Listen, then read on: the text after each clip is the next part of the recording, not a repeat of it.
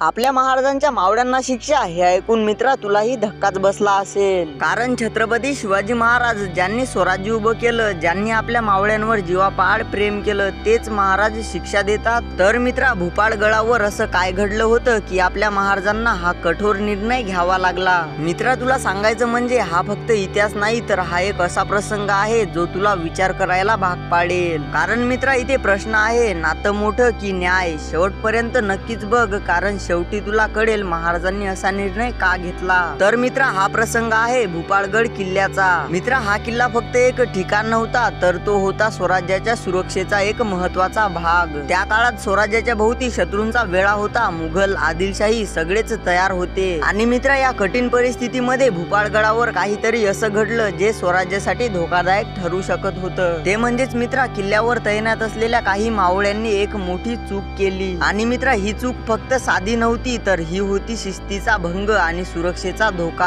आणि जेव्हा मित्रा ही बातमी आपल्या महाराजांपर्यंत पोहोचली, त्यांनी घेतला एक असा निर्णय जो इतिहासात कायम लक्षात राहिला। मित्रा आपल्या छत्रपती शिवाजी महाराजांसाठी फक्त स्वराज्य म्हणजे जिंकलेले किल्ले नव्हते, तर ते होते मित्रा शिस्त, नियम आणि लोकांचा विश्वास। आणि मित्रा मावळे हे महाराजांचे केवळ सैनिक नव्हते, तर ते त्यांच्या कुटुंबासारखेही होते। त्यांनी एकत्र लढाया जिंकल्या, एकत्र संकट झेलली, पण जिथे स्वराज्याचा प्रश्न येतो तिथे भावना बाजूला ठेवाव्या लागतात। त्यानंतर मित्रा भूपाळगडावर झालेल्या चुकीनंतर आपल्या महाराजांसमोर एक मोठा प्रश्न उभा राहिला। ते म्हणजेच ही चूक दुर्लक्षित केली तर पुढे शिस्त राहणार नाही, आणि जर शिक्षा दिली तर स्वतःच्या माणसांना दुखावं लागेल। पण मित्रा आपल्या महाराजांनी निवड केली तर न्यायाची। त्यांनी स्पष्ट केलं स्वराज्यात नियम सगळ्यांसाठी सारखेच आहे, आणि म्हणूनच मित्रा ज्या मावळ्यांनी चूक केली होती त्यांना शिक्षा देण्यात आली। हा निर्णय आपल्या महाराजांसाठी कठोर तर होता, पण याच निर्णयामुळे स्वराज्य मजबूत झालं। कारण मित्रा जर नेता आपल्या माणसांना वाचवण्यासाठी नियम मोडतो तर तो नेता नसतो,